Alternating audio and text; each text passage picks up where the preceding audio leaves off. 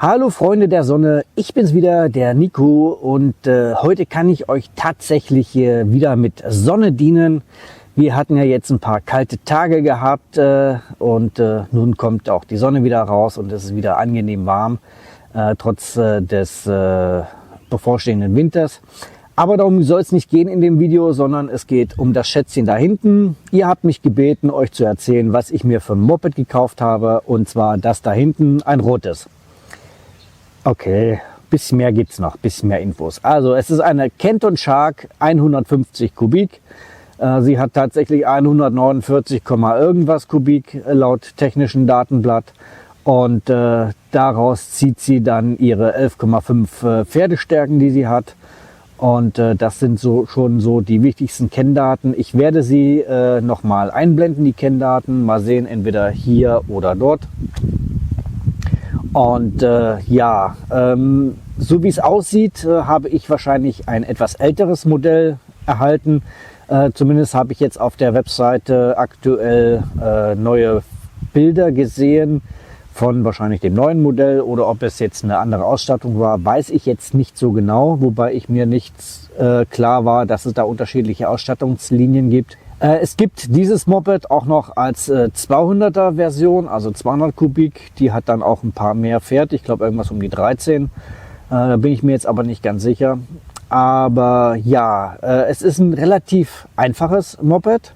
Also es hat nicht viel technischen Schnickschnack. Es hat einen Elektrostarter, es hat ein Tagfahrlicht, es hat eine 5 Volt USB-Steckdose, dass man da mal ein Handy aufladen kann oder sowas unterwegs.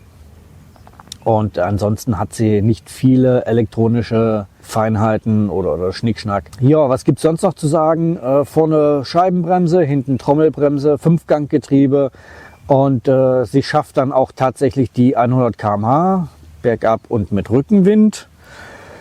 Aber gut, ich habe sie ja auch nicht gekauft, um da irgendwie große Touren mitzumachen.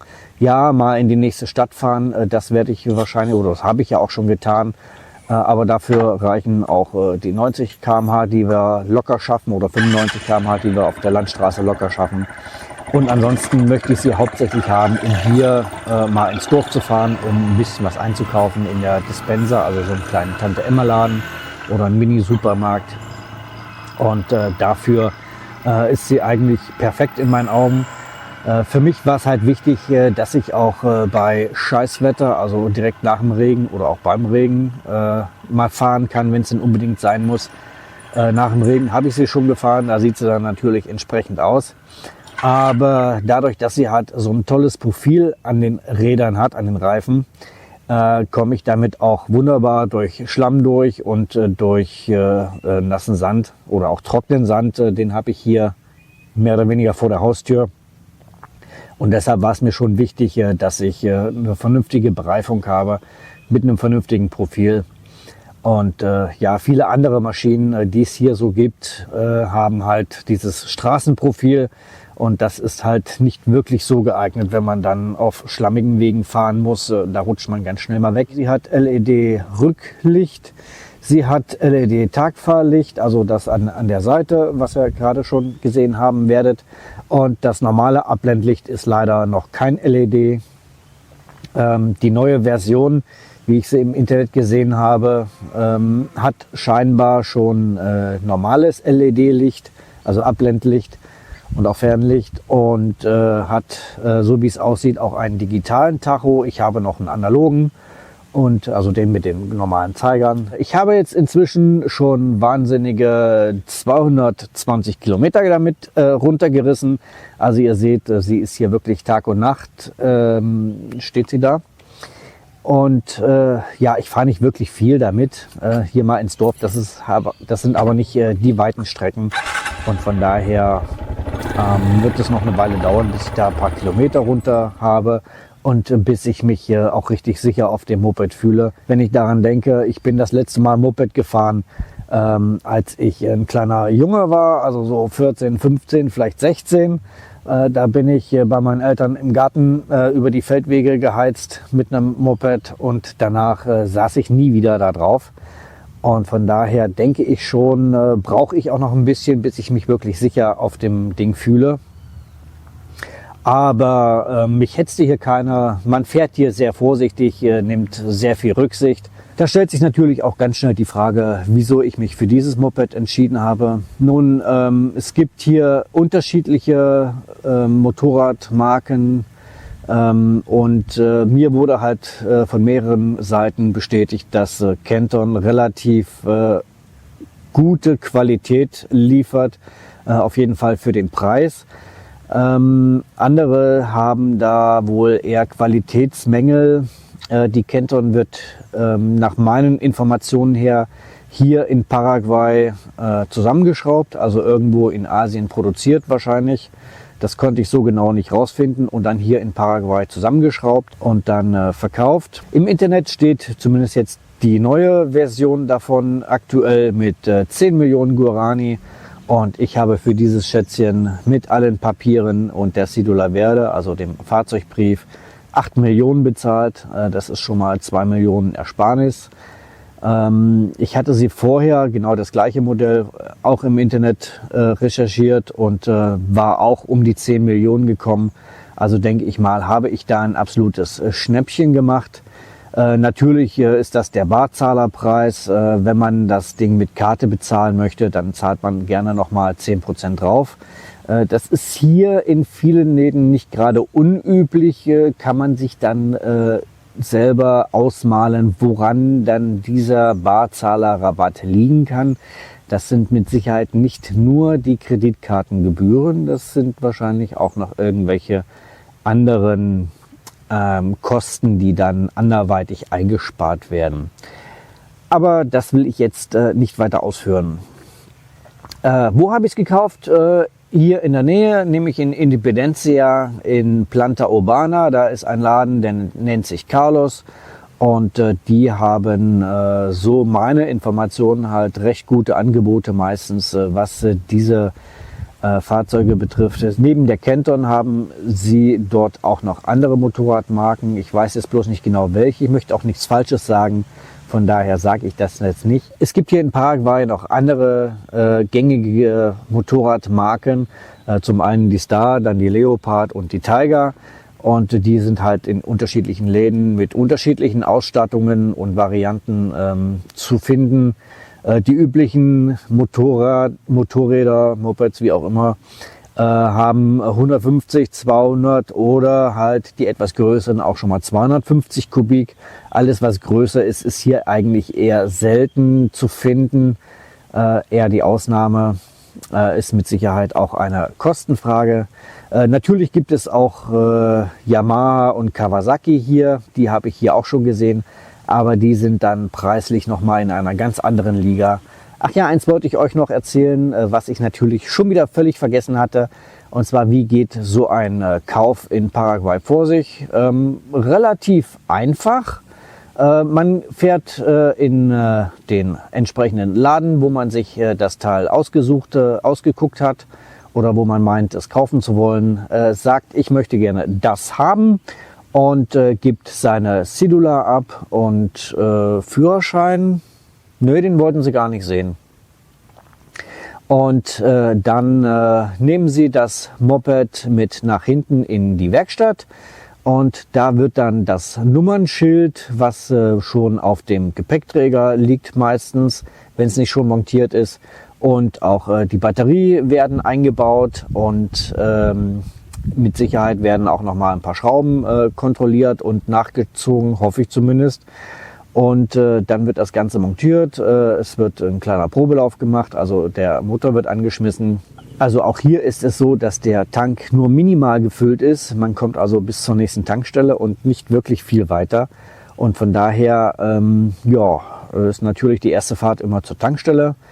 Das Ding volltanken hat einen, ich müsse lügen, glaube 13 Liter Tank. Ja, dann werden halt die Papiere soweit vorbereitet. Der Verkäufer oder die Verkäuferin, je nachdem, die hämmern dann die entsprechenden Daten in den Computer ein und dann bekommt man einen Kaufbeleg, mit dem man die erste Zeit auch noch fahren kann, solange wie man keine Cedula Verde hat.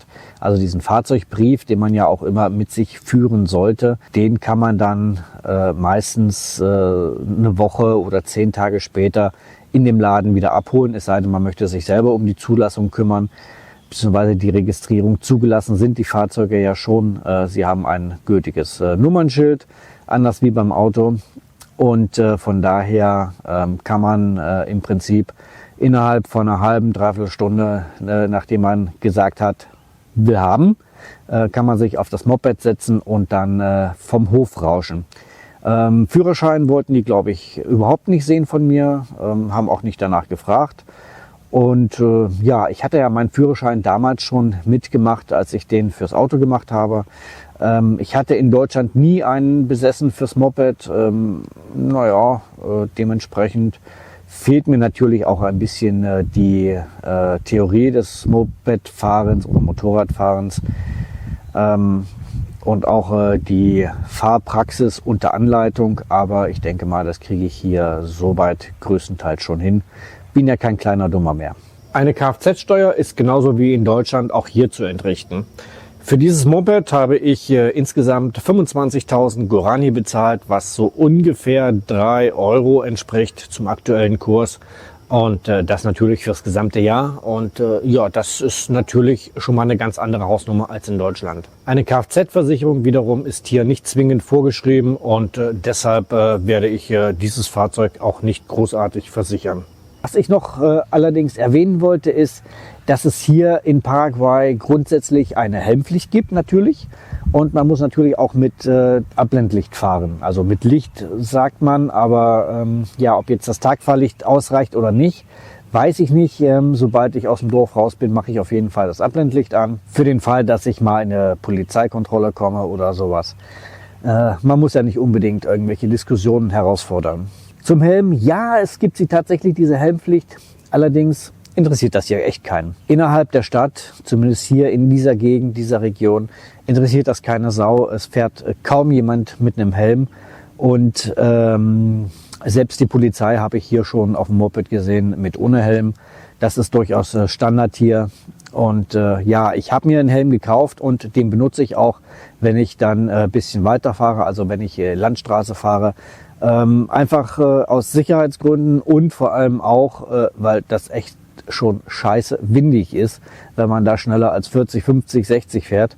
Und das ist dann schon unangenehm ohne Helm. Und schon allein deshalb trage ich da meinen Schutzhelm. Ja, ich werde euch jetzt noch ein paar Eindrücke mal zeigen, auch mal ein bisschen vom Moped fahren. Ich war ja gestern schon Gassi gefahren mit Milo und Penny. Also ich bin Moped gefahren und die sind mir einfach gefolgt.